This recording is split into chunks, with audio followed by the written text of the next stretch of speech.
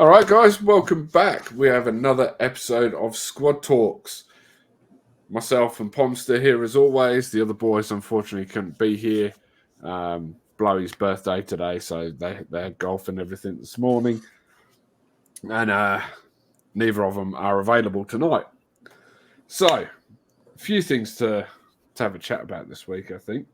But we'll see how we go. First thing that I saw this week is Little Big Planet servers being shut down, which is kind of disappointing. It's very disappointing.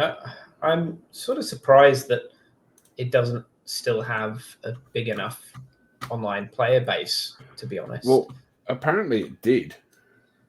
I'm just trying to find the news article that I had up about it. Is it just that the game is too old, that they don't want to be putting support into it anymore? It's costing them too much money, perhaps? So they had troubles with the service earlier within the year.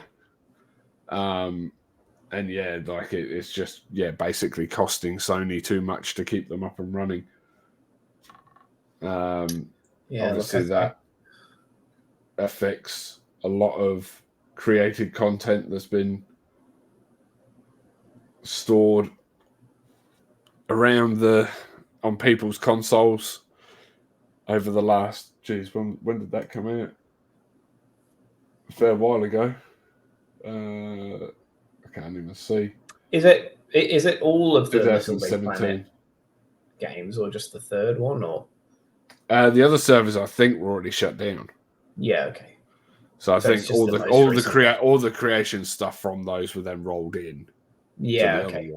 And since there's now no newer game for them to be rolled into, everyone loses that stuff, I suppose. Which is that would be very disappointing if you were if you're a fan of that series. Fantastic series as well. Yeah, we both played them and enjoyed them. We didn't continue to play them, as I'm sure some people have, but. Yeah, that's a great shame. Anyway, I guess it's got to happen to every game at some point, but it is perhaps a weakness of the console experience is that when the servers go down, that's it. At least on PC, you can set up your own servers.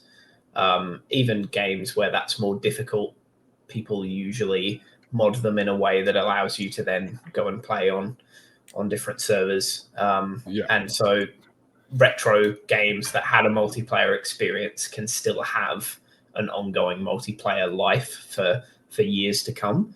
I think it's a great strength of the sort of PC gamer base, I guess, and games on PC. Yeah, no, I agree. But I mean, even eventually, their server space is eventually going to have to give way. But usually it's a lot longer lifespan than it is on console. Someone's got to pay those electricity bills for those servers to be running, So exactly. So unfortunately, it's the death of a much loved game. They still do have, obviously, Sackboy going off on his new adventures in a new series. So at least we're not losing that mascot altogether. But it should almost be about time for a new Sackboy game. I know Sackboy's adventure was quite popular. I would have thought it's time for a new Little Big Planet game. And... they would have been able to avoid all of this if they'd have just released a new one. The company that used to make them aren't the same company anymore, are they? I'm not sure. Is it Media Molecule? Yeah, Media Molecule, something. I think that's... Because I have a feeling that they are making something else under a different name. Yeah, okay. There it is, right there. Let's just bring up their wiki page. So Sony acquired it in 2010. No, they're still because they just made so they made Tearaway in 2013, which followed the Little Big Planet series, and then Dreams in 2020.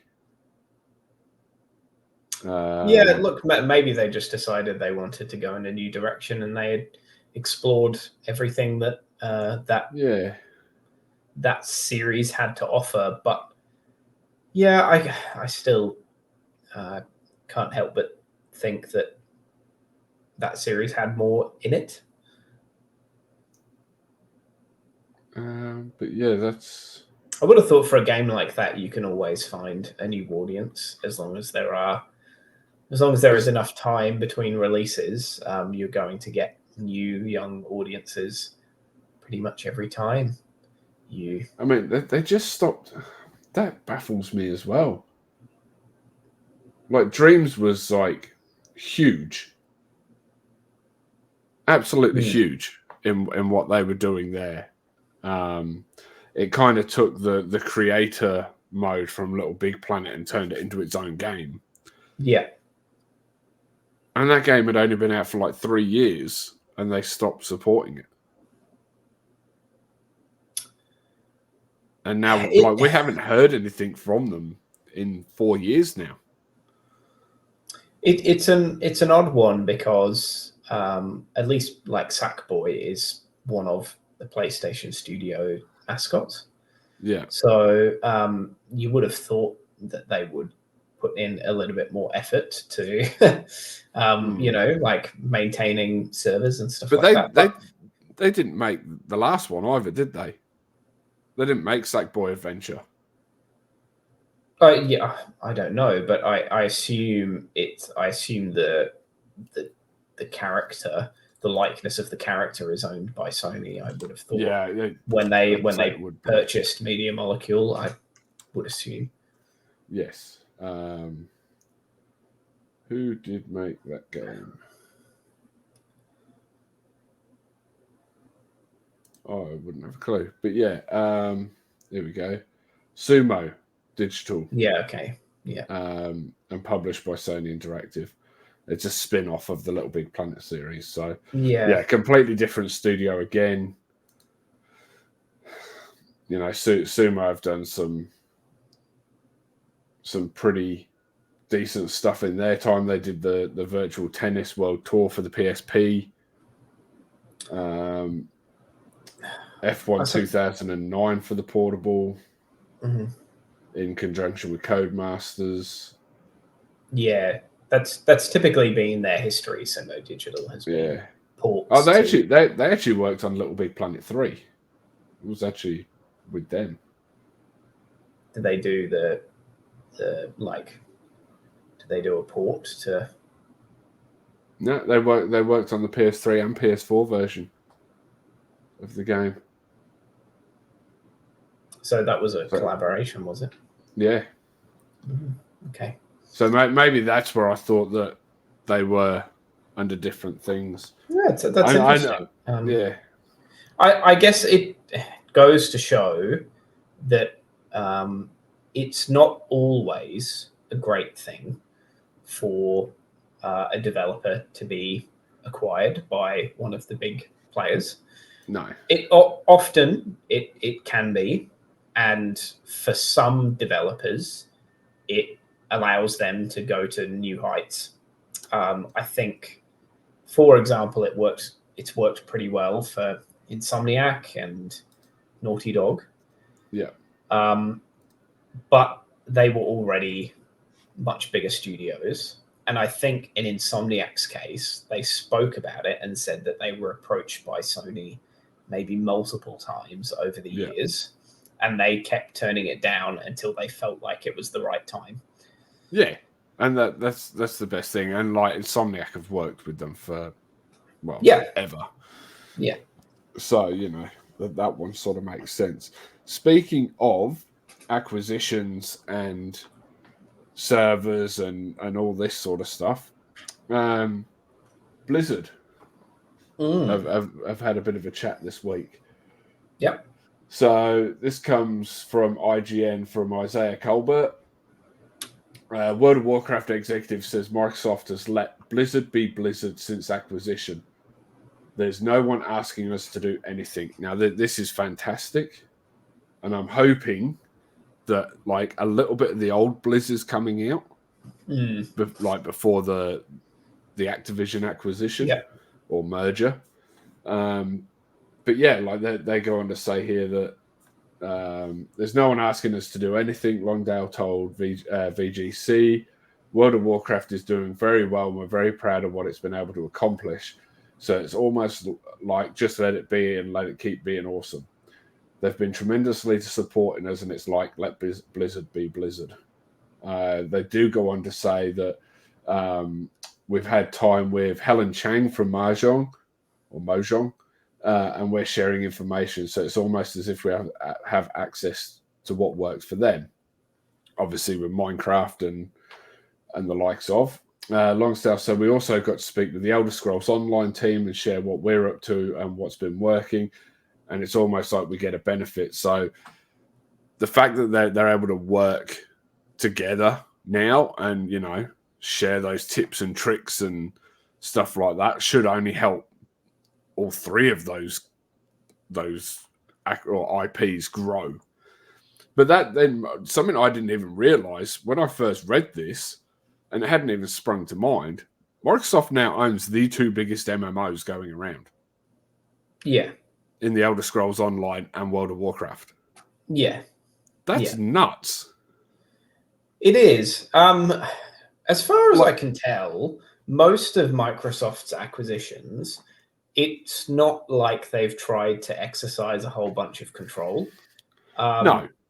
I almost can't help but think that they've done it because they've got the money that they can, and it's a way for them to stay relevant in the industry, because the Xbox is in a way sort of failing, let's say. I'm not saying it's failed, not by any stretch of the imagination, but no, but it's not what they intended it to be, and Xbox is struggling compared to, you know, like what it should have been. And these sorts of acquisitions are their way of just keeping relevant in the. Could I just space. Sure, go for it. Clarify something for you there. So failing in terms of console sales and exclusive sales. Yeah. So their exclusive games don't tend to do too well compared to Sony's or Nintendo's. Yeah. But yeah, outside of that, they're doing enough to do okay for themselves. They're obviously making a lot of money. Otherwise, they wouldn't be spending a lot of money.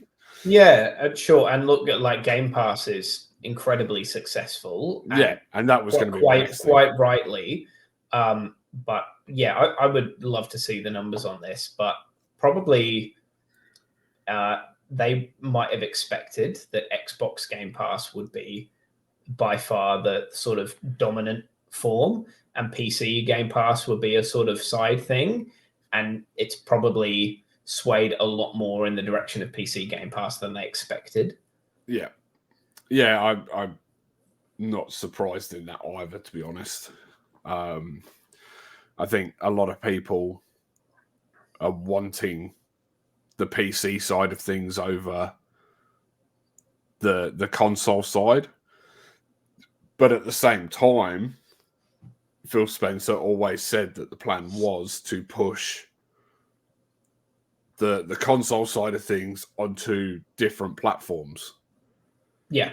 To have that on mobile, to have those like flash sticks that can go into your TV. So you just need a controller and away you go. Yeah. I don't think we're almost there. I don't think we're quite there yet, but I mean, unless you're streaming the games, and that technology's still not quite up to perfect speed. Yeah, look, at least depending for now, on where you are in the world, anyway. At least now the consoles are going to have their place because they are affordable for the power that they have and its convenience, to be able to just buy a console, plug it in and go and enjoy a whole sort of game library. But I guess in the long term future, there will probably, come a point where the console becomes a little bit irrelevant. Yeah. But I think that's a long way off. Yeah, so do I. I think that I think we spoke last week on the pod with the Switch 2. I think that's going to be the next big thing. The handheld generation is going to come back around, like we had with previously we had the Game Gears and we had the Game Boys and all those handhelds that then moved into the PSP era and stuff like that. I think we're going to have like a full, what's the word, regeneration in a sense of that era in the handheld space. Yeah, revival. Yeah. That's the one I was thinking of. Microsoft have sort of hinted that they're looking into that space. Sony obviously just dropped the Portal, which obviously could mean that they're looking into that space yet again. That unfortunately have never done well outside of Japan, which is surprising because the Vita and the PSP were both great consoles. The problem that I've always seen with those sorts of devices, at least for the last 10 years, is that I think they're going to always be a hard sell to people who have such powerful mobile phones. And sure, they can do, they can play games at a higher frame rate or whatever than a mobile phone can. Some of these devices, not all of them, but not much more. And it's an additional expense that people, have to fork out for on top of an already very expensive mobile phone that can do so many other things as well as play games pretty damn well these days. So I think mobile gaming in, mobile console form is still going to be a hard sell. And ultimately, like PC gaming is probably never going to die because as good as like the technology gets, as good as the chips get in these things, there are always going to be, GPUs with higher power limits that can go into a larger form factor.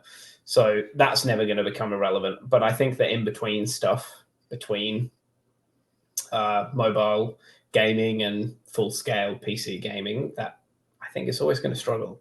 Yeah. Yeah, I don't disagree with you at all there. What about Sea of Thieves?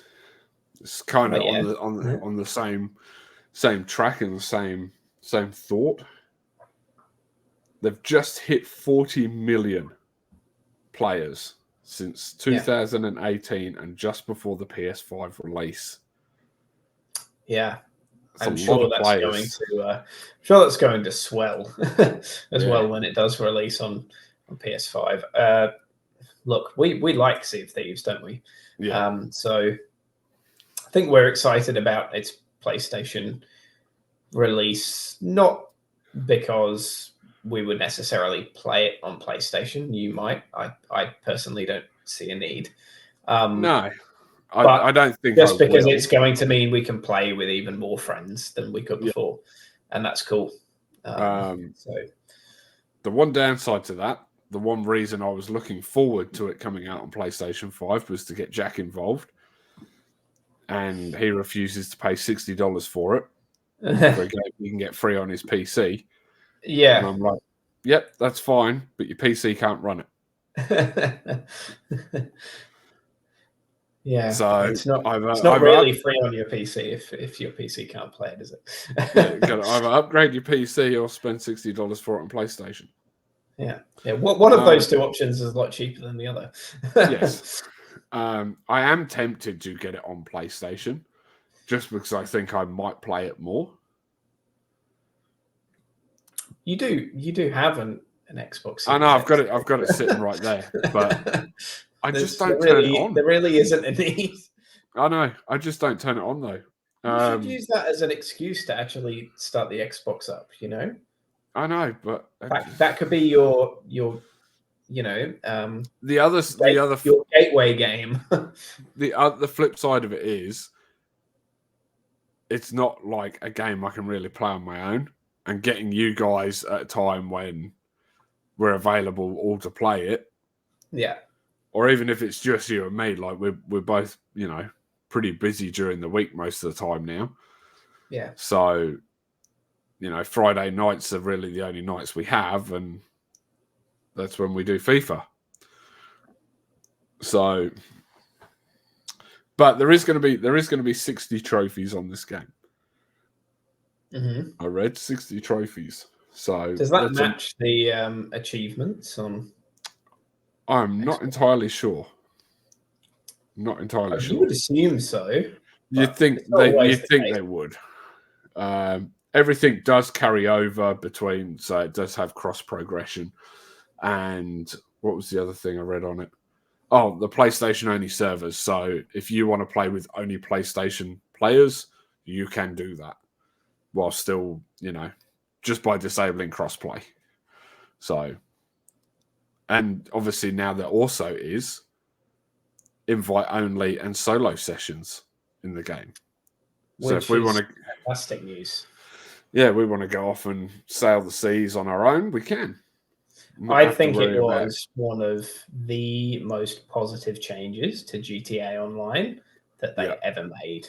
And I wholeheartedly welcome that to Sea of Thieves, because, we've had to deal with our fair share of griefing on Sea of Thieves. And hackers.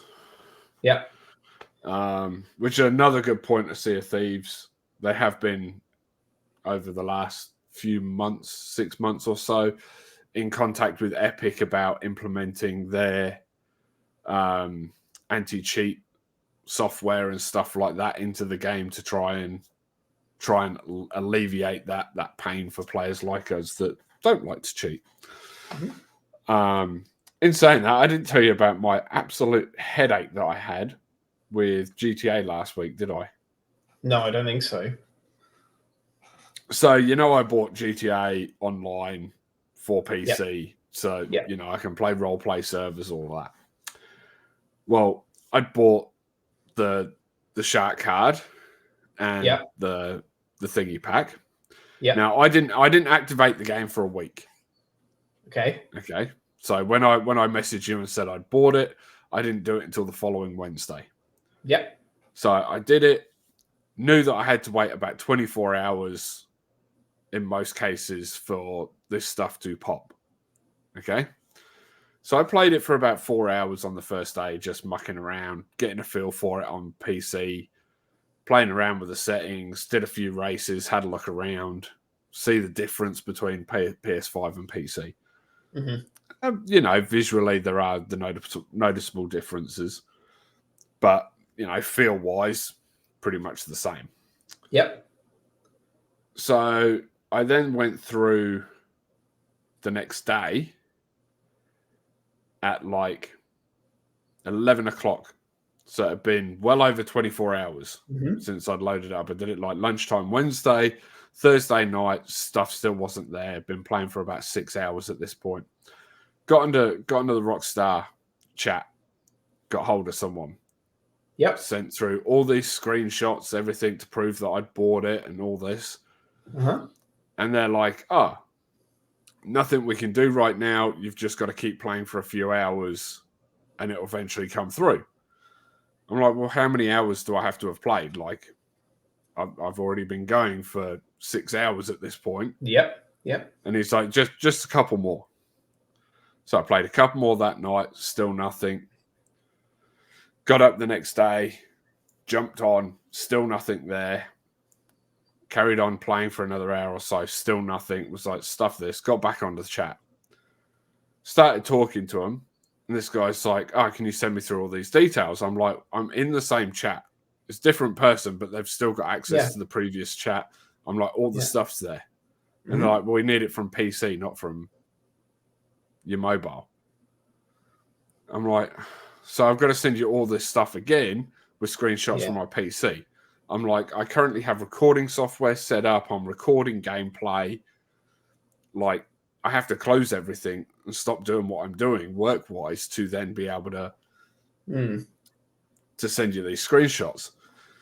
And like, he's like, "Yeah, but I need them from there." I'm like, "Okay." And then he wanted a screenshot of some screen, and he gave me step-by-steps how to find it. But the steps that he was giving me were like, you have to go into settings from this drop-down menu. And I'm like, there is no settings in that drop-down menu. Yeah, right. So I was like, a little bit of, not an argument, but just like trying to explain to him, and he's just saying the same thing over and over to me. I'm like, "Okay, dude, look, just give me a sec, I'll find it." By the time I'd found it, screenshotted it, been about 3 to 4 minutes tops. Uploaded it to Google Drive, put it onto my phone, sent it through to him. And it's gone, "Oh, I'm just looking through your thing. My name's blah, blah." He'd re-queued me. Wow. And I'm like, "Are you serious?" Like, and this guy's like, "Sorry, you've been re-queued, blah, blah." I said, "Well, the guy that I was dealing with was a fucking nightmare. I had this problem last night, this problem now." And the guy's like, "Oh, look, can you just send me a screenshot of this to prove that you bought the game?"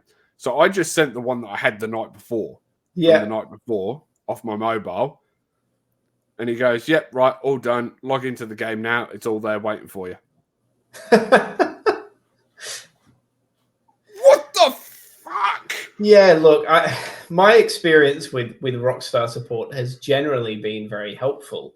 I have had one occasion where they haven't been helpful at all and basically just told me, "Yeah, tough luck." But then every other occasion, they've been super helpful, and it's like my problem has been resolved without me having to do anything. Even when a certain thing was just missing in my game. It was one of the figurines, the last figurine that I needed to get was missing completely. It was glitched. It wasn't there. They sent it off to the programming team. Programmers went in, put that figurine into my game, and like the next day I was able to log in, and there it was, and I was able to go and fetch it. Fantastic. Excellent customer service. But yeah, obviously not every company has perfect customer service. So I think there was something happening in my game as well. Yeah. And like I didn't explain it to the first two guys. Well, I actually started happening after the first guy, but before the second guy I spoke to. And I didn't tell the second guy about it, because I'm like, this is just going to confuse the crap out of him. But I explained it to the third guy, and I was worried they were going to like ban my account. Right. Because after I talked to the first guy, like all this weird stuff started happening. So I was in a game, and it like would freeze for a second. I'm like, what's going on here? Is it going to crash? And then everybody that was on the map spawned in the one location at the airfield up in Sandy Shores, is it? Yeah. And like everybody was in like one of the, what do you call them, like tunnels that you can do for the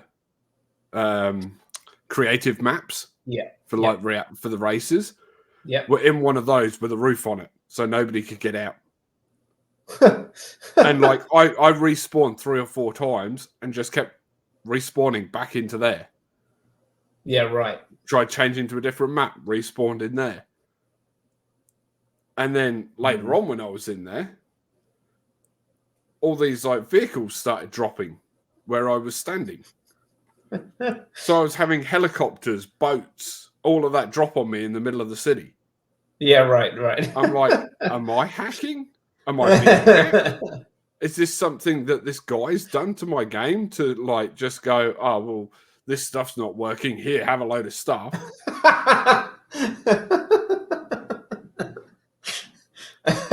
And then at one point I died and opened up, I went to grab my gun out and I had every gun in the game. Right.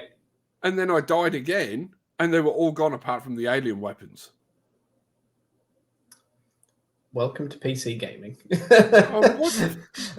One of the helicopters that dropped on me, I took it and I was like, oh, I'm going to have a break for a sec. So I took the helicopter. I'm like, I'll go land on the Maze Bank building because nobody's really going to get me up there. And if they do, they're in a jet and they're just going to shoot me. I went to land on top of the Maze Bank building and there was a sports car just sitting in the middle of the helipad.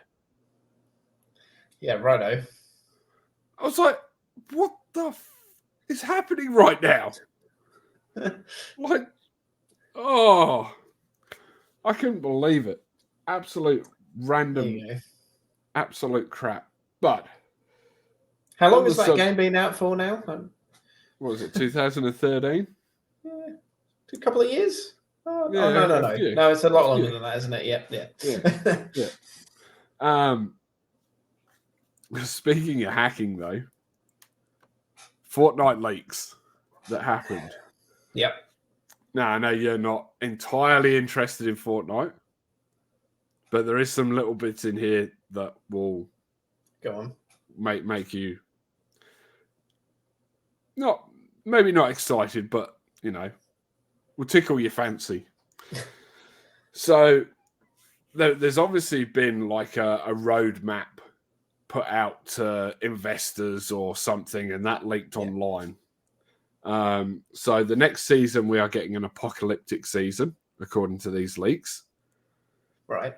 So we've gone from having like the underground thing that sort of fitted the storyline, then led into, the gods of Greece coming in. And obviously then that's some sort of apocalypse is going to happen. Mm-hmm. We are getting the Fortnitemares event happening in season 4, which will be, that September, October, Halloween point, which looks like it may involve the Marvel characters once again. So that will make Blowy happy because Blade may be back in the store. Yeah. He said he's not buying a skin until that is in there. Yeah, right. Even though you can go get free ones. There are free ones that you get with PlayStation Plus. And he doesn't go and get them. Yeah. We are getting Pirates of the Caribbean, Metallica, and Fall Guys collaborations. In Fortnite Festival, there's going to be Snoop Dogg, Metallica, Billie Eilish, and someone else that I didn't quite recognize. So Metallica twice. Yeah, so I'm assuming they're going to have theirs will line up. There'll be a collab that will be in Battle Royale and Fortnite Festival at the same time. We are getting Fortnite Original OG Chapter 2 version happening at some point, which will probably be after Apocalypse season. So we'll probably get that as season 4, and then that'll roll into the last one before we go into December's Chapter 5 event. Now, the bit for you, we are getting a Star Wars collaboration yet again. But it is not just Star Wars collaboration in Fortnite. It is Star Wars collaboration in Lego Fortnite as well. Yeah, right. So we are going to be getting Lego Star Wars stuff Could be cool. Going in. Yeah. Could be pretty cool. I'm interested to see how they implement that. If we get to build a Death Star...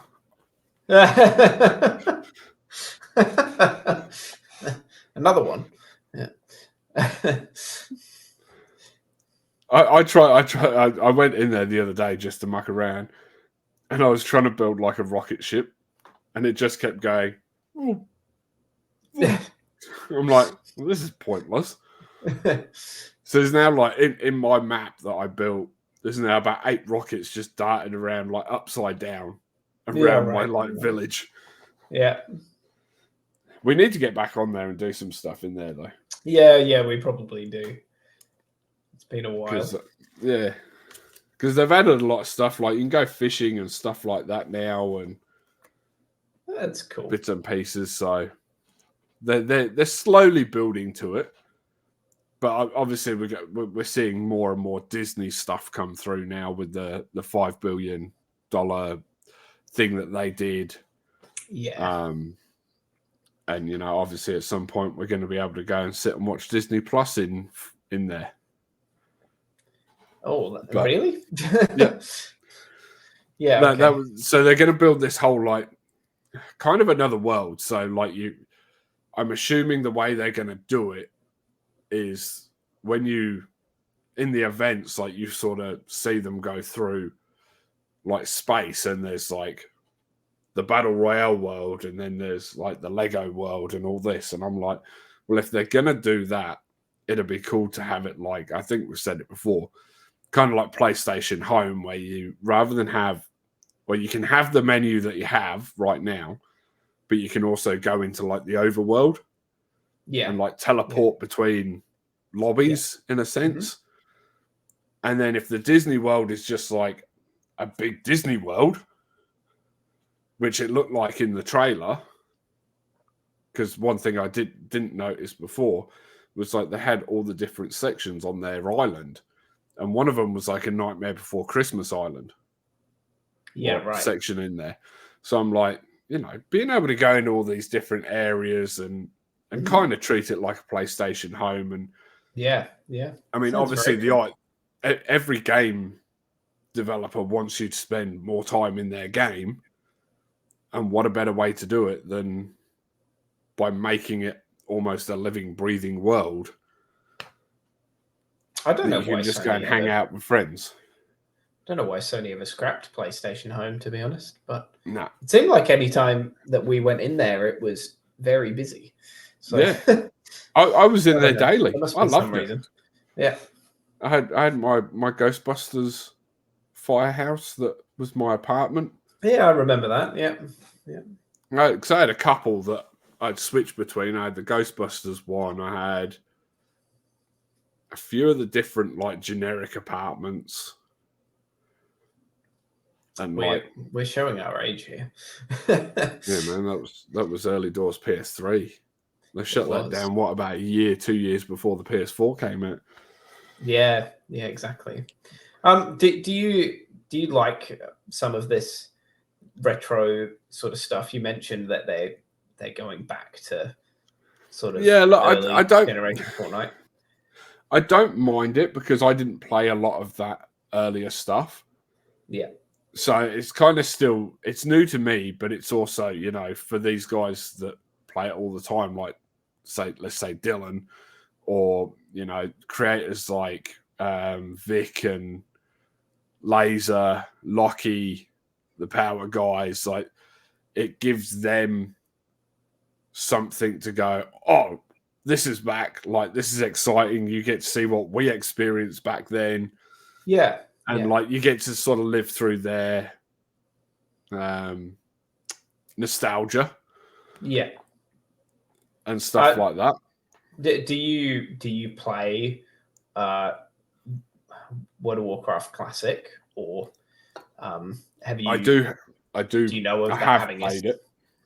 Do you know of that having a similar experience for sort of newer players who never played, you know, never experienced what it used to be like? I don't know. I don't think I've ever really spoken to anybody that's been a new player that went and played it. Everyone that plays Classic were people that played Classic when it was vanilla, you know, like myself. They've done some interesting stuff with WoW Classic though. So they've done things now where like you can sort of respec. So you can go in as a healer, like a priest, but you can go in as a tank. Right. So you can still have all your healing spells, but all your armor and your life and everything like that is built like a tank. So you can go in there and just heal everyone up while taking all the damage. Is that not, though, sort of changing what the original experience used to be? Yeah, but they're already up to like Wrath of the Lich King, so they're already like getting on to being a third of the way through its life. Surely there has to be a point where they sort of stop there. Well, I don't think so, because like they're that far ahead that by the time that they get to where they are now, it's still going to be classic, because everything else is going to be so far, and then they'll probably release vanilla again. And they can have World of Warcraft Classic. Like, at the end of the day, it's a gimmick. It gets enough people playing it, and it keeps people subscribed. So they still seem to sell enough of Warcraft 3, don't they? That's a very old game. Yeah. I mean, they remastered it not long ago. Yeah. To be honest, I thought the original looked better. But, or at least, maybe not looked better. Didn't look that dissimilar, but it definitely felt better back in the day than it does now. Disappointed they're not making any more StarCraft. I love the StarCraft games. Yeah, that surprises me. But they dropped off massively in popularity. I think when they were really, really big esports games, they were super popular. And I'm sure there's still a big community for StarCraft now, but it's not what it once was, since sort of like Dota and Valorant and League of, like, all of those games have sort of taken the esports space that was once occupied by StarCraft. Yeah. And like, it was always going to happen, StarCraft was kind of one of the originators in that space, along with, the likes of Doom and Quake and all of that sort of stuff. So, all good things like that are pioneering kind of come to an end, and others take their space. And, Blizzard's continue to grow within the esports space with things like Overwatch and Hearthstone and they still have the Blizz PvP, the World of Warcraft PvP arenas and all of that happen, and most of those all combine now at BlizzCon as the finals. It's sort of a shame, though, that the simulation game space doesn't have a really sort of classic simulation not simulation, strategy.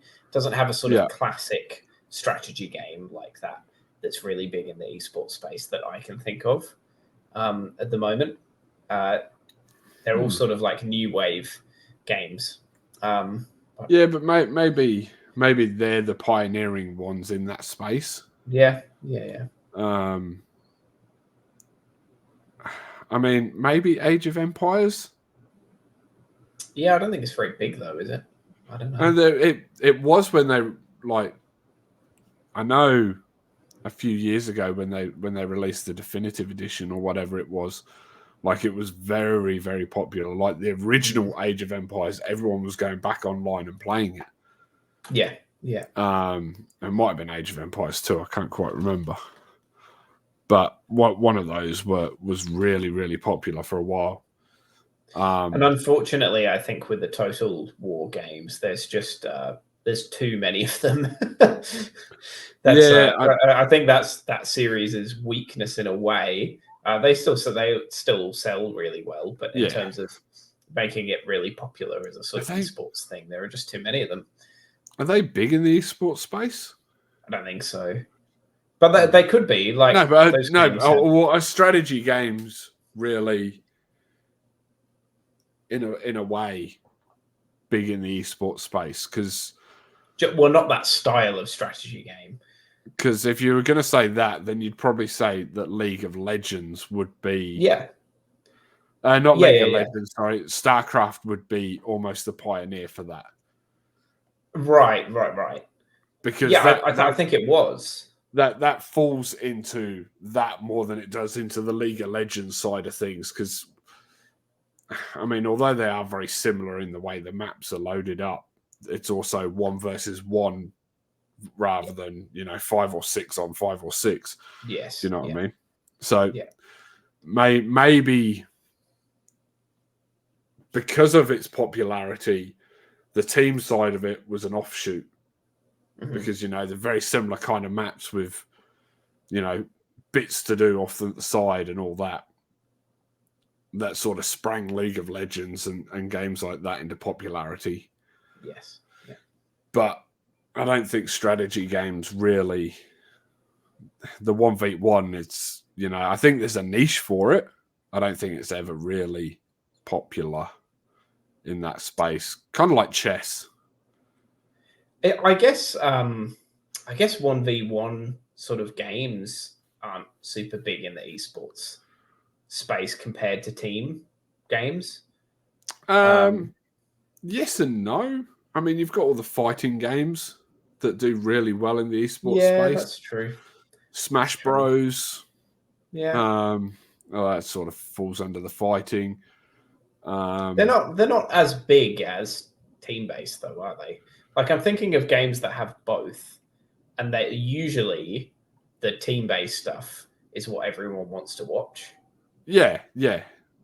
Although, that and Fortnite. That battle royale. Yeah, battle royale, but again, like, you've got lots of people involved. It's not a 1v1 thing. It's Yeah, I mean, you can get there are tournaments that they do. I think the World Cup is 1 versus, like, it's free for all. Yeah. So it's all of that, but the most popular, which is FNCS, is duos. Yeah. So that's what Dylan's working towards. He's got his duo. We wish him luck. Mine indeed. Mine doesn't play enough, my duo. So if anyone wants to join up, hit me up, because I haven't played in a couple of weeks and I still kill it for the most part. There were games the other week when me and Blow were coming out and we were like getting top 5 and having like 14 eliminations. Mm-hmm. And I'd have like 8 of them. Yeah. So still killing it. Get the squads back. We did a squads the other week after FIFA as well. Shout out to Frankie and Cuss for joining us on that one. They had a bit of fun till about 5 o'clock in the morning. I think we were coming out of most of those with 20, 23 eliminations. Yeah, right. Most of them were mine, but someone's got to carry the team. Bit like me scoring goals on FIFA, or you scoring goals, or you scoring goals on FIFA the other night. Yeah. In saying that, how magical was that goal I scored? Yeah, that was fantastic. Although I think my worldie earlier in the night was just as good. But you didn't skip around 3 defenders to hit it. No, but I did hit it from like further wide than the corner of the box, standing still. Yes, I'll give you that. But I'm just saying, I'll say it's up there. It's up there. I'm not denying that. But if they were both put up for the Puskas Award, I'd probably outbeat you. I'd probably beat you on that. Maybe. Well, I'm going to insert a clip here when I upload it to YouTube. Yeah, of course you are. And try and get people to vote. Top of the box. Back post. Oh, he's only oh my God. I got to watch this back. You got to do the raw for that. Do the roar. 0.00 XG. Yeah, no, fair enough. Try and slide in. Oh, Sean. Oh, Sean. Oh, Sean! Pick that out! Okay, everyone not come at once, okay? Oh, that Jesus is gold. Christ. That is I'm golden sorry, light. but sometimes the That circle is- jerk just It's pays taken off. you- Oh, Yeah, it's taken you about That 9 is- shots to do it. But Yeah. It is really nice. Far out. So in the comments course. section under here, when it goes on YouTube, vote. Stu's goal will be number 1, my goal number 2. Just a 1 or a 2. Or a W for me and an L for him. Oh,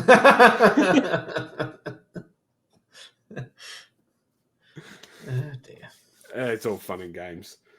All right. We'll move on. We'll move on from that side of the conversation. We do have, in saying that, we do have more FIFA coming your way tomorrow. I don't know when we're going to be doing it. I know Tungy said anytime after 1 he's available. I don't know what your plans are tomorrow. Yeah, that suits me. Yeah. I think it may only be the 3 of us. Laura and Blowy might be there, but we'll put something out in the chat in the afternoon, in the morning, and run from there. Yeah. Because I think we've still got 15 games of this playoff, so you can catch them right here on twitch.tv/BrennanHoof or twitch.tv/Pomster if he decides to stream. Pomster_gaming. Yeah, stop changing it. I haven't. No, you've changed it once. I changed it once, yeah. Yeah. But those that are watching on his channel right now will know what his name is. But yeah, so we'll put something out there. We'll get some as soon as I know what time. I'll get it out on the social medias. So keep an eye out there. If you're not following us, there is links down below here on my page. If you're watching this late on YouTube, there's links over there too.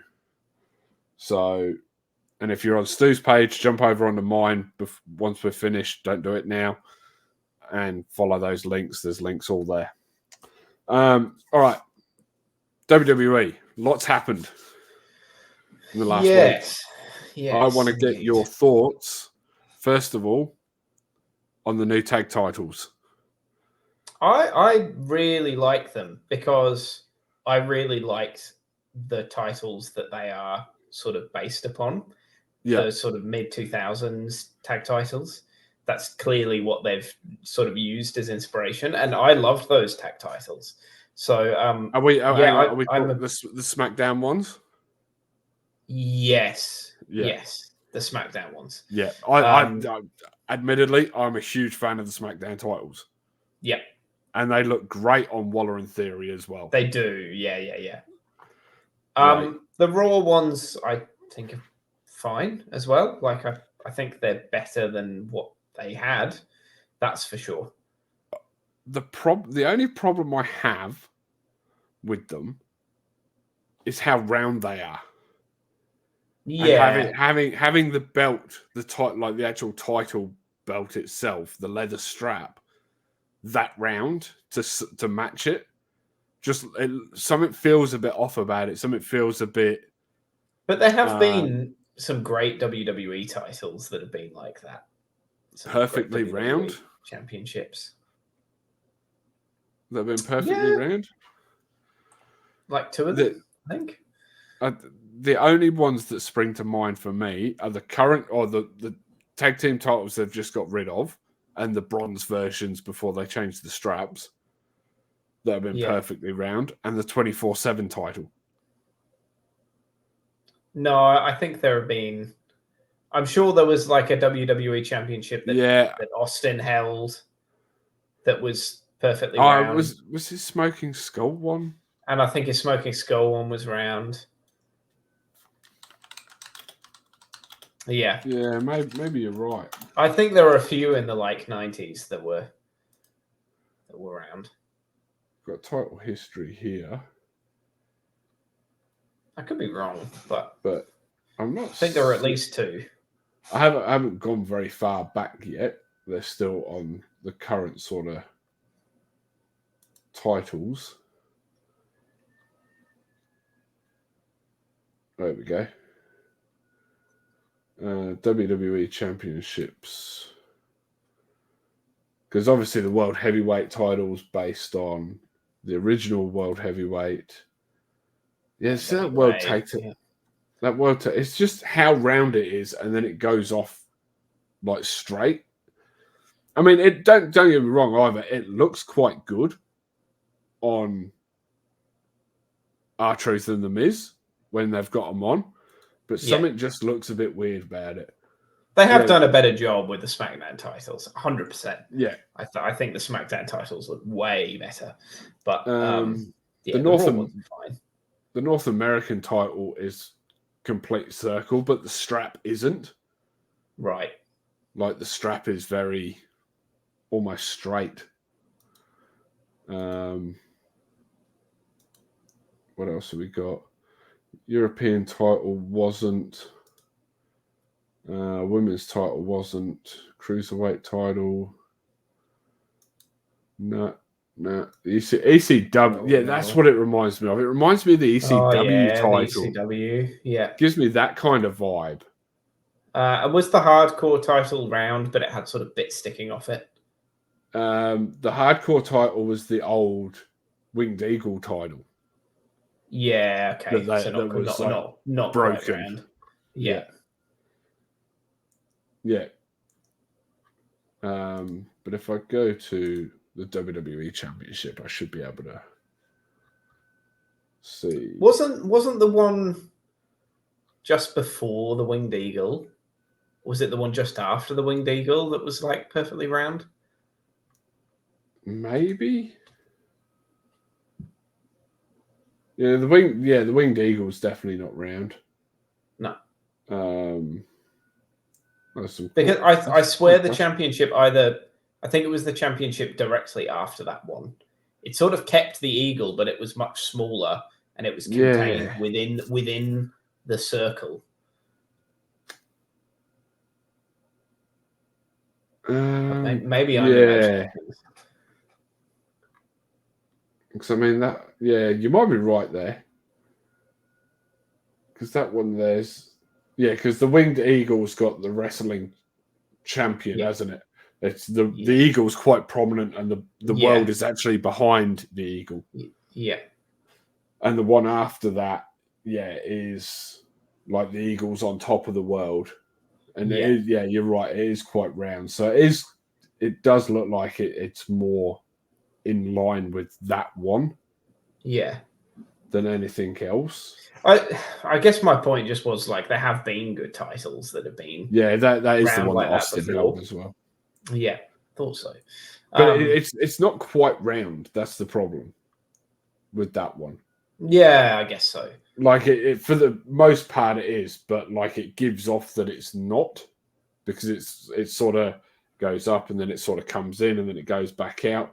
There's little bits that go in that give it the illusion that it's not round, but if you actually trace the circle, it is actually almost perfectly round. Yeah. In either case, I think the SmackDown titles are better, but I'm happier with these Raw tag team titles than the ones that they had before. Oh yeah, definitely. They were awful. Atrocious. No, I'm glad to hear that though, especially the SmackDown ones, because I thought they looked fantastic. I was a little bit worried when I saw the Raw ones, and I'm like, oh no. Like normally, like so far, the better looking titles have been on Raw. Yeah. You know, like the World Heavyweight Championships or the World Championships have looked fantastic. Yeah, okay, they're pretty much carbon copies of each other between the male and female, but they look. So I think they're the best looking title in WWE. Yeah, I disagree. Well, actually, I won't say that, because I actually think the Intercontinental is the best looking title in WWE at the moment. I actually I love the NXT Women's Championship. Yeah, it's good. It's probably a top 6 or 7, if not top 5 for me. But yeah, I'm not a massive fan of the enormous WWE logo that's in the middle of the world heavyweight and the women's world title.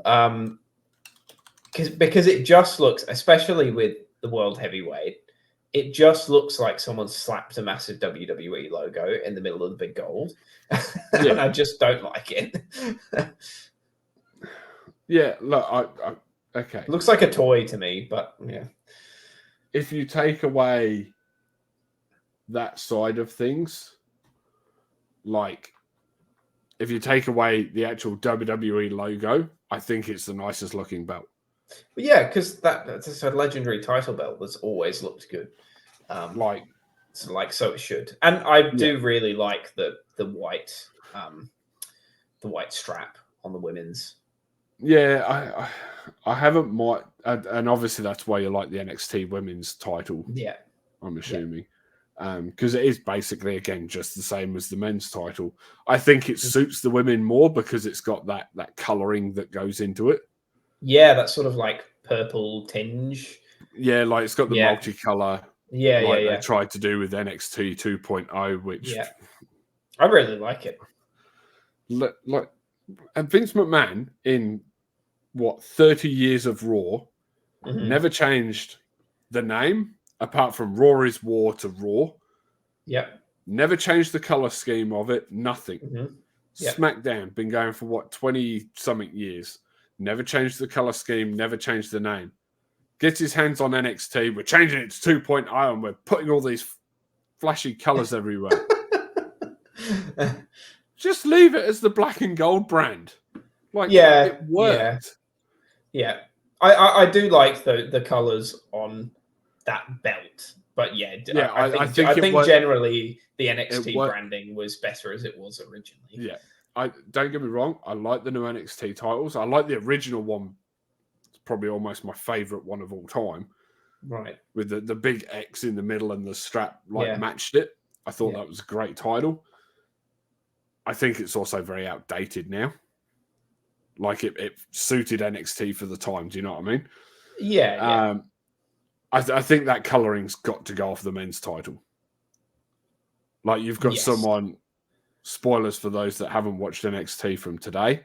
You had someone like Ilya Dragunov, or before that, who did win it off? Carmelo Hayes. Yeah. Now you've got Trick Williams. Massive, beautiful looking title with these big blokes that are trying to, act like they're the toughest bloke going around with these multicolours all over them. Yeah, so, it suits the women's belt, but it doesn't. This suit isn't the men's AEW. Belt. Yeah, I think they can almost just keep that on the women's belt. Yeah, 100%, and just change the men's belt, and it'd be fine. And they don't even need to make a song and dance about it. Just get rid of the colours. Go back to the version of it that was before. I don't think anyone would care. No, definitely not. Obviously, Rhea had to give up the women's title. Yep. Which led to a battle royal. Yep. Which made no fucking sense. Nope. No, I think we were pretty unanimous on this in our discussions in our group chat, weren't we? I think it, and we all said it last night, it made sense that it was either Nia or Liv that won it, especially with the way the match went. In saying that, one of you, it might have been Jack, it might have been you, mentioned something about having the way that it worked, that now that Becky has won the championship, this sets up a feud between her and Liv, which will go on for a couple of months. Liv wins the title, which assumably that would have been the plan against Rhea. Yeah. That somewhere down the line, Liv would beat her for the title. This then sets up Rhea coming back and taking on Liv. So the whole storyline of her versus Becky will drag out a fair bit of the injury to Rhea. And then Liv can have a little run as champion. And then Rhea returns. Yeah, look, I see the logic in it, but I think they could have done that without inserting Becky into that picture at all, because they were already starting to have a good thing going between Liv and Rhea, and I think if they had have just kept Becky out of that and Liv had gone on a dominant run as champion, which they seem to like doing at the moment, and I think it works. I think it adds legitimacy to a lot of the belts. And I think if it was like Liv then went on this dominant run with the belt, then you've got a returning Rhea who had an incredible run with the belt, and Liv who injured her and now has been on a dominant run of her own with the belt. And I think that would have been a much more interesting story rather than just shoehorning Becky into this picture. Personally. Yeah, but what if they? I'm just trying to look at it from a creative standpoint. If they don't have Becky on a long run, like Liv goes through and beats I don't know, Backlash or maybe just after that at Money in the Bank. Yeah. And then that rolls into SummerSlam, Liv versus Rhea if Rhea's back at the time, or if Rhea's not back till September, October, November, Liv can still have that dominant run. Liv can still take all that on. I guess so, but like, why does Becky need another title run? To be honest, I think it's just a transitional thing. But I don't see why you need this transitional period with that title, because Liv was ready to win that anyway and was ready to have that story with Rhea. But if they've already got the story planned out with Liv and Rhea, they're basically just taking, okay, Rhea's out the picture, insert Becky. Not shoehorning her in or anything like that. She's going to be the same story. We might cut a couple of bits out just to shorten it up. But then you're going to have Liv go on. But then I think it would have been more interesting in that situation, given that they had been doing stuff between Rhea and Nia, to have Nia take on that role. Yeah, I agree. But I mean, all four of them are in and around that storyline, really. Like, Liv was the one that was injured by Rhea and just coming back and then injured her. The last person before Becky to face her was Nia. Obviously, Rhea won. Becky, and this is what I said to you guys, Becky losing to Rhea, to Nia, to make Nia look strong, going up against Rhea, for Rhea to beat her. Then Becky going to face her, and they Hulk Hogan her, as you say. Yeah. And then Rhea beating her, and then she just gets handed it. It frustrates me, but it over the last 24 hours, it's started to make a little bit more sense. I'm just sort of tired of them continually giving these sorts of opportunities or runs or whatever to certain people. Like, we talked about it at WrestleMania on our WrestleMania podcast about Sami Zayn. Yeah. It's like every WrestleMania, it seems like he gets a chance, and then for the rest of the year, it's like, oh God, like, what are they doing with him? Yeah. And it seems like all the time they are giving Becky shots that she doesn't need. She's already like cemented her place in. Yeah, she doesn't need a title. Women's wrestling history. She doesn't need a title on her at the moment. I think Liv does. Nia, like, I can see the story there. And also, like, I think I never liked Nia back in the day, but I think since her return, like, I think she's been actually pretty good. Yeah, for the most part. I mean, early doors, she still looked very green, but she hadn't really been doing a lot outside of ring or TV side of ring work. And I thought her pay-per-view match at what was that? News Revolution? Sorry, not News Revolution. Elimination Chamber. Elimination Chamber, the one in Australia. Yeah. Elimination Chamber. Yeah, that match with Rhea, that was great. Yeah, I agree. I think she's come a long way in the last 6 to 12 months. I mean, she was already good. She was never the safest. And she seems to have rectified a lot of that in the last. She didn't look safe when she first returned, but since then she's looked great. Yeah, I agree. Now, talking of Raw, they're obviously setting up the draft that starts this week. Mm-hmm. But I got the feeling that there was going to be some more releases. Happening.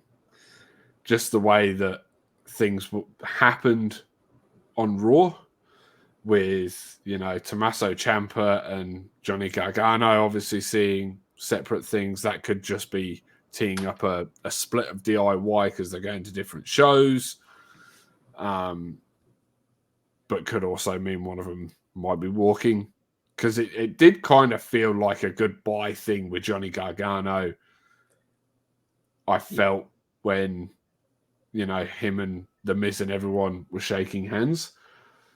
Obviously, it had come out before Raw that they'd released Xia Li and Jinder Mahal.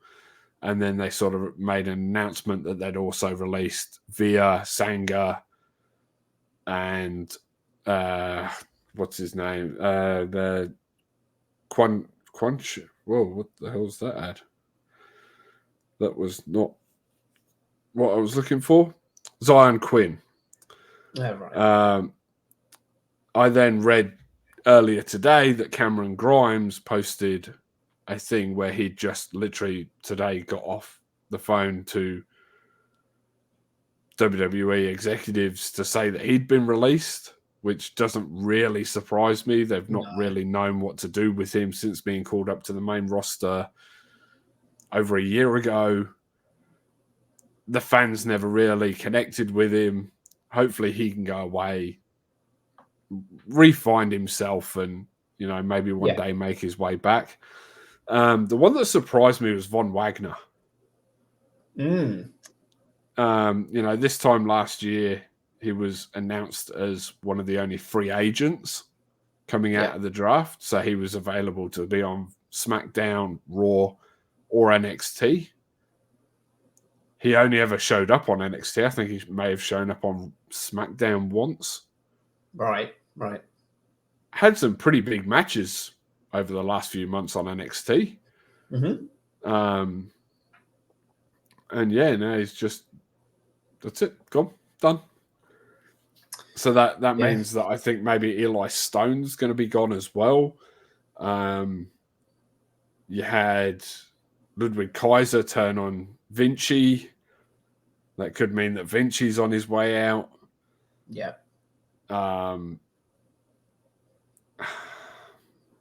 Because, last time Imperium kicked somebody out of the team, that is literally what happened. Yeah. Was it Alexander Wolf? Yeah, Alexander Wolf, but when they were down in NXT, they turned on him and he was gone the next day, released from the company. Still waiting on news of this. What's going on with Drew Gulak as well? Yeah. Have you heard about that story going around? No. So during Ronda Rousey's rant that she went on a few weeks ago, yeah, she accused Drew Gulak of pulling on the drawstring of her sweatpants. Right. Yes. Sorry, I did see that. I did. He made the statement that he walked up, said hello to everyone, and had brushed it as he put his hand out to say hello. And apparently he'd apologized profusely for it since the matter had happened. but they've written it into a storyline in NXT because he was the. I haven't seen NXT in the last couple of weeks. Well, so he's the leader of the no quarter catch crew, right? Now the quarter in that being the fact that it's a group of 4 of them. Yeah. The other guys.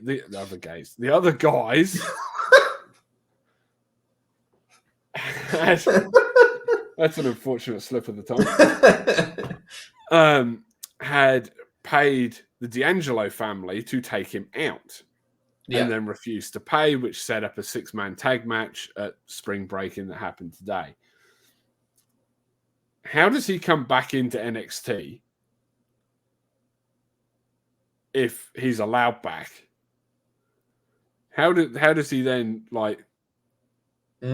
fit back into his own group? They've just paid to have him taken out. So that to me says he's gone. Yeah. And probably won't be coming back. Yes. But at the same time, they've made no announcement on the fact. It just seems a bit odd to me. Yeah, maybe they're still discussing it. I don't know. I mean, at the same time, the whole Ronda Rousey thing, I don't know if I take everything she says as... Oh, no. I mean, she's spouted a lot of bullshit in the past, so... Yeah. And I think WWE management are probably aware of that. And I don't think they were always in the best of places with her. No. The fans didn't like having her around. No. But over on the other channel, though, there's been some interesting developments in the last week. With them deciding to show the footage from All In. Oh, right. Right. On TV last week on Dynamite, where they showed what happened between CM Punk and Jack Perry. Yeah. Now, I had an argument with someone online about this because he said that, the only person to blame in this is CM Punk and the fans that are backing him. And I'm like, hang on, whoa. The only person to blame here is Tony Khan. 100%. Because he should have dealt with it sooner. Absolutely. He was asked to. He said, "Nah, I'm going to split the shows. Punk has to leave. Nah, we're going to split the shows. Everyone's going to be separated, blah, blah, blah." This happens. We don't know how it was said. Punk might remember it one way, but the way he explained it was that he'd just gone and talked to him, said it was a stupid idea.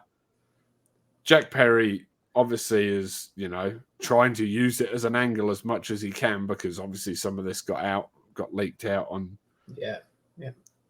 the internet, which by the sounds of it may have been by himself, but that's a different matter altogether. He makes comments out in the ring. Punk knows nothing about them. Now, we all know from the older guys that there's a level of professionalism that, if you're going to say something about someone or something you think might be a little bit controversial or towards that line, you talk to them first. Yeah, give them a heads up. Absolutely. John Cena said it best a couple of weeks ago on the Logan Paul podcast. He didn't even know he was going to say the thing about The Rock writing his notes on his wrist. Yeah. But regrets doing it. And, so on and so forth. It's the sort of thing that, they should talk to others about. This conversation never happened. Now, the point I was arguing with this guy about was not only is it Tony's fault, but if he's going to go out there and make comments about CM Punk has every single right to be pissed off about it. Yeah. Right? And this guy went, "Oh, but it wasn't just aimed at CM Punk." It doesn't matter. It was still aimed at CM Punk. He goes, "No, but it was aimed at everyone that had talked to him." I said, "All right, so if I walk into a room with you and 9 other people and call you all dickheads, and you want to get angry about it, you're basically saying you shouldn't be angry about it because everyone else isn't angry about it." Yeah. I'm like, you're allowed to be angry about it. Your feelings are relevant. Like, show me on the doll where they touched you as a child. And look, I think the entire fallout really with CM Punk is it looks like it's mostly Tony Khan's fault. I have to say from the outside. I mean, we can't know for sure because obviously there is a non-disclosure agreement in place there. Apparently, Well, yeah. Punk had no agreement. Kenny Omega's come out and had his say on it and said he's not under any agreement. But he also thinks that it should be backstage politics and the public shouldn't know about it. And I tend to agree. From what I heard of CM Punk on the Ariel Hawani podcast, what was that, about a week ago? A week and a half? 2 weeks ago? Did you listen to that? Yeah. Yeah. I mean, it sounded like there was an NDA there. No, he said there's a difference between NDAs and people not wanting to talk about it. And he's not wanted to talk about it. I'm pretty sure he said there was an NDA there. Nah. Because there were several questions that Ariel asked him that he said, I can't talk about that. Oh, look, there might be about certain parts of it, but like he went into pretty much every detail. Like everything that was in that video, he talked about. Yeah, I'm more talking about the the incident more between him and Tony Khan, where Tony Khan felt threatened for his life. He said that he leant over the railings and told him this is your fault. That's the moment that he apparently got sacked for. That was Tony feeling like he was threatened for his life. Yeah. Like he spoke about that on the podcast. Yeah, but I think there were details of that he couldn't talk about. Yeah, fair enough. Anyway, maybe we both need to go back and listen to that again. Yeah. But obviously that then led. They've obviously used it as part of a storyline, which led to the return of Jack Perry in AEW yesterday, where he's now aligned with the Young Bucks. Yep. And to be honest, the internet wrestling community is so tribalized, it's ridiculous. Yes. But the fact that you've got the AEW fans over here going, oh, he's the most over wrestler in the world right now. And I'm like, it was only 2 days ago you were saying that was Will Ospreay. Right. But, okay, calm down. And they're like, no, nobody's... Oh, well, actually, they've stated that he's the most over heel in the world right now. And I'm like, Dominic Mysterio? The guy got booed out of his own wedding, for God's sake. Right. Damian Priest and Rhea Ripley started booing him at his own wedding, and the whole crowd chanted it, joined in with it. Hilarious. Hilarious. Yeah. But like, this guy is gonna go. Is he going to end up like at this point where they've built him up? He's done all this stuff in Japan, where he's torn up his AEW contract. He's said he's the scapegoat and all this. And then they do this video thing. The VPs bring him back in, and it's going to be a flash in the pan as a heel for the whole of about 30 seconds. Mm-hmm. And then he's going to go back to mid-card Jungle Boy doing absolutely nothing. Yeah. And forgotten about. Yep. And yeah, I agree. Like they do. Sometimes I just wonder how they try and book AEW because the storytelling's not there. They don't book it. That's the thing. I think it's because it's left up to the wrestlers to do their own thing, and I think some of it they come up with. Tony still books it. Yes, but very loosely. There's no story writers like there are. Exactly. I think CM Punk said it best on that podcast. AEW and WWE are in a different business. Yeah. AEW is there to try to put on great matches, and WWE is trying to tell stories. Yeah. And put bombs on seats, sell tickets. They are in a different business. And that's going to upset, and as he said on the podcast, that's going to upset some people, but it's the truth. Yeah, 100%. And there are some wrestlers I absolutely love watching in AEW. So I am not. Yeah, I'm the same. But I'm not a fan of where they're at as a company. Yep. Some of their product is good. Mm-hmm. Some of it is just making me scratch my head at the moment. Oh, yeah, absolutely. Another thing I read online, so they had their Dynasty pay-per-view yesterday, and everyone was saying that, Daniel Bryan versus Will Ospreay, one of the best matches going around. One guy even went as far to contradict himself in one sentence by saying that Will Ospreay is the greatest wrestler alive and Daniel Bryan is the greatest wrestler of all time.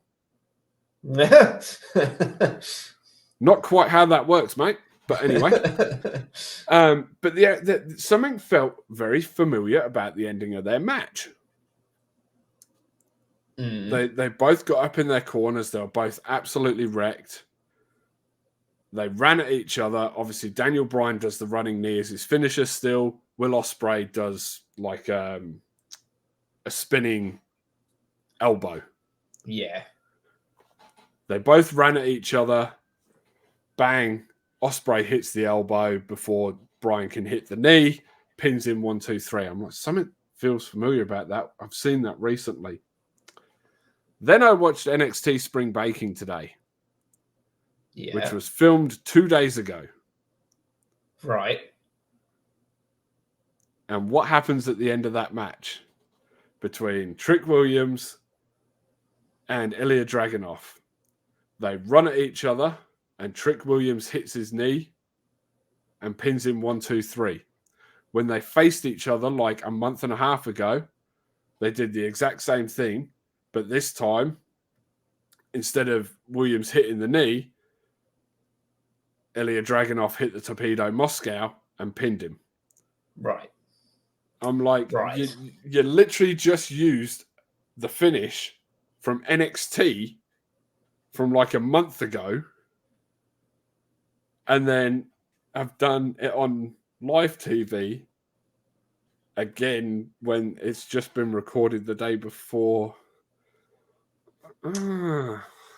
Yeah, look, it's not it's not a great look if that's true.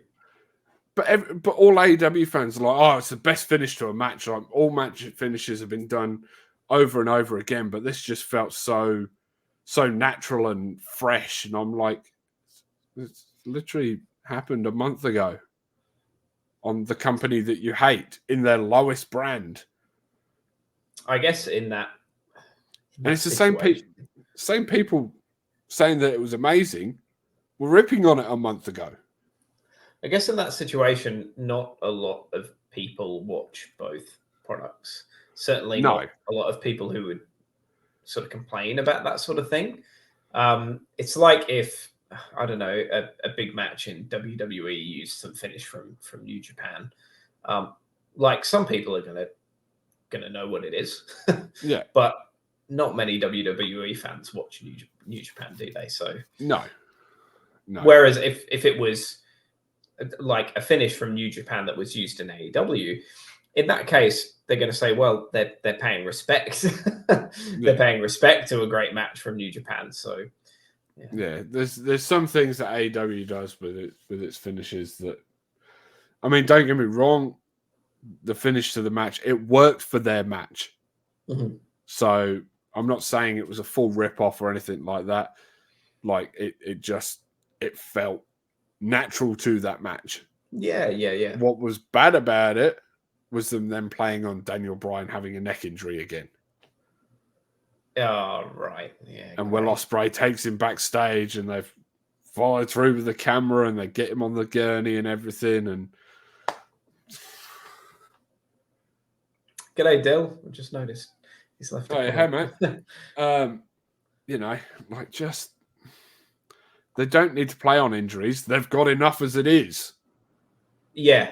And you know that's that pressure of putting on all these great matches, and you know doing all these big spots over and over again. People are gonna get hurt. I personally hate fake injury angles. Yeah, I hate them. Absolutely. Sometimes they make sense to give people. You give me an example. I can't think of any. Well, to give people time off. Oh, okay. But I more mean where like someone's back still again be next there week and on programming, but they're having to feign an injury. So they usually do it in situations where you've got like one wrestler is like an absolute powerhouse, and you've got a David and Goliath sort of situation, and you've got to come up with.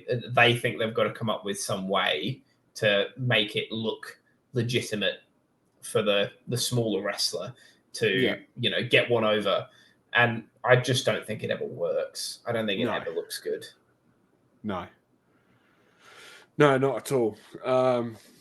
Yeah, look, it does my head in for the most part, but you know, sometimes they do legitimately get injured. Sometimes it's only a little niggle, and you know, but then you've got guys coming in and out that are completely wrecked. Seth Rollins, for instance, and being there, you know, every week regardless. So, but I don't know.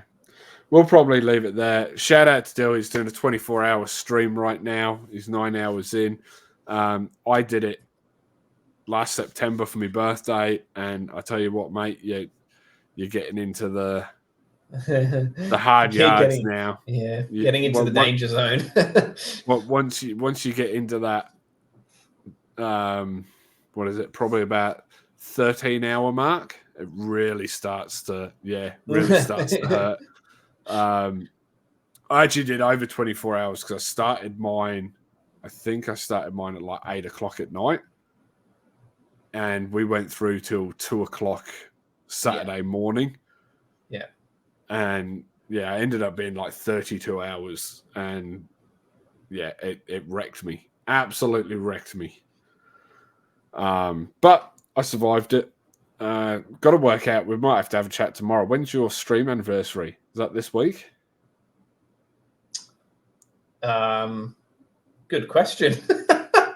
I think your stream anniversary is this week, because my affiliate is this Saturday. Yeah, right. So I moved it to Friday night. That.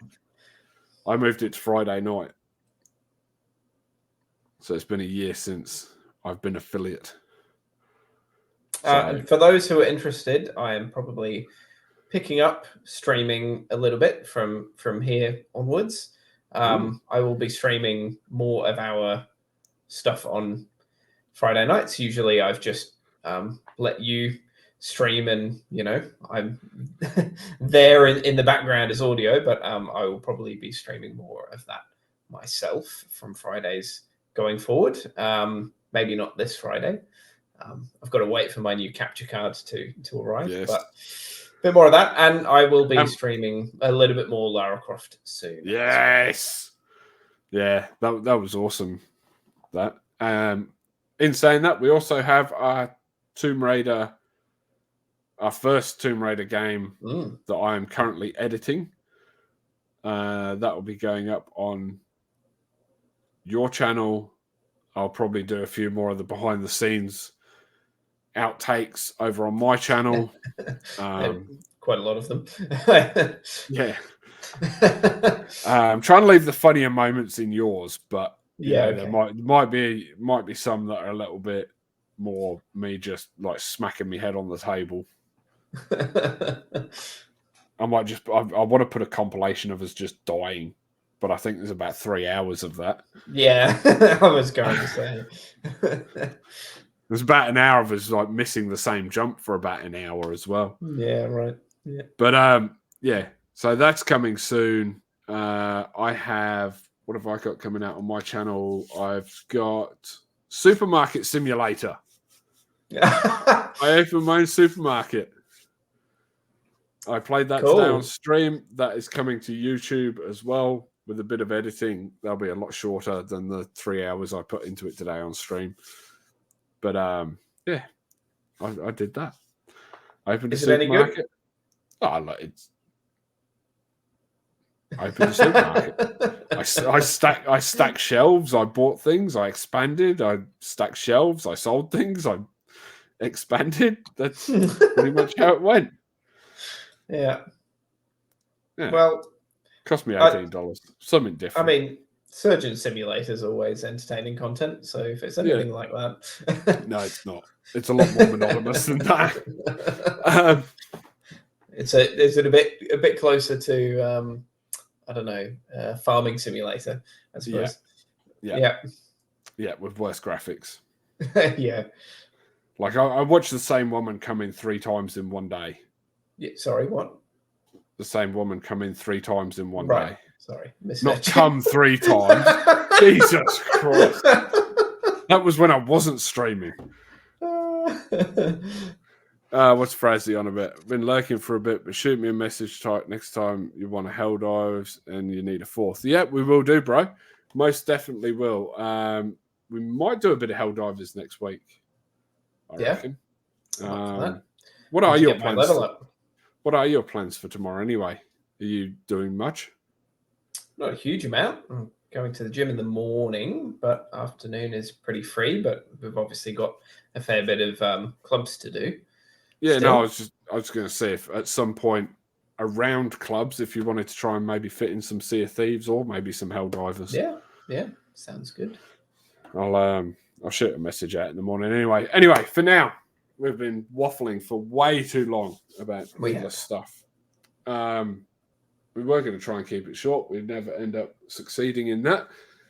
This has been Squad Talks. I've been Brennan Hoof. That's been Pomster. And we will see you all later. See ya.